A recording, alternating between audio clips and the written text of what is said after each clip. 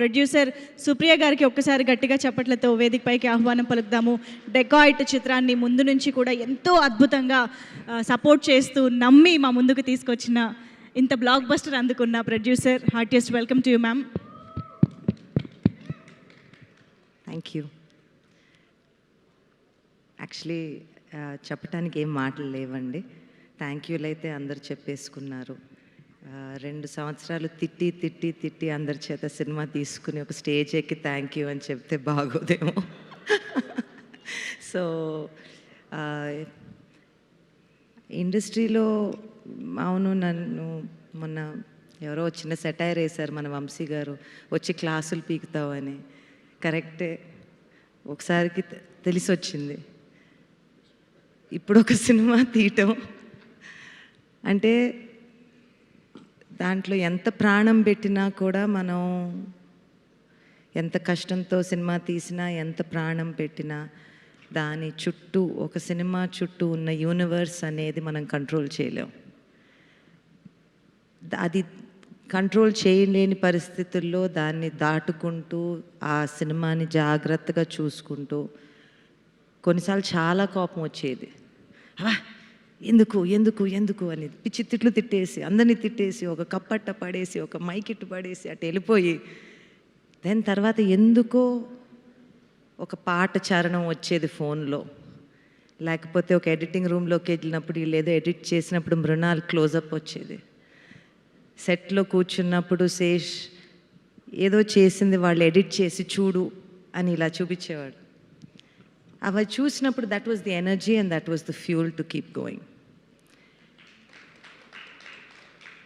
I think ఇది cinema అంటే ఇప్పుడు మనం బిజినెస్ అని ఎన్నో మాటలు అనుకుంటాం, కానీ నాకు తెలిసింది సినిమాయే. ఎందుకు మీరు ఇండస్ట్రీ గురించి చేస్తారు అని అన్న మాటకి వాస్ గారు, నాకు ఇండస్ట్రీలోంచే అంతా వచ్చింది, దాని నుంచే అంతా వచ్చింది. ఇక్కడే పెరిగాము, ఇక్కడే ఉన్నాం, ఏదన్నా ఇక్కడ దాటుకుంటూ వెళ్తే ఇక్కడ ఏదన్నా వదిలి వెళ్ళాలి అనే చిన్న కోరిక తప్పనిచ్చి ఇంకేం లేదు. Cinema industry has given us everything, given me everything I know. నేను ఈరోజు ఒక మనిషిగా ఇక్కడ నిలబడి ఇంతమంది మంచి మాటలు నా గురించి వింటున్నానంటే it's only because of cinema. So that being said, dacoit అనేదండి, నాకైతే కథ చెప్పినప్పుడు, కథ వింటూ ఉన్నప్పుడు దట్ ప్రాసెస్ పక్కన పెట్టేసి ఇట్స్ ఫ్రమ్ ద హార్ట్. ఒక ప్రేమ కథలో ఇప్పుడు మనం కొన్నేళ్ల క్రితం 7 జన్మల ప్రేమ అని అనుకునేవాళ్ళం. దాని తర్వాత ఒక జన్మకి ఒక ప్రేమ కథ ఉంటే గొప్ప అని అనుకునేవాళ్ళం. ఇప్పుడున్న పరిస్థితుల్లో ప్రేమ అంటే ఏంటో అంటే మారుతూ ఉంటుంది. రిలేషన్షిప్ అంటారు, మ్యారేజ్ అంటారు, సిచ్యువేషన్షిప్ అంటారు, ఇంకేదో అంటారు.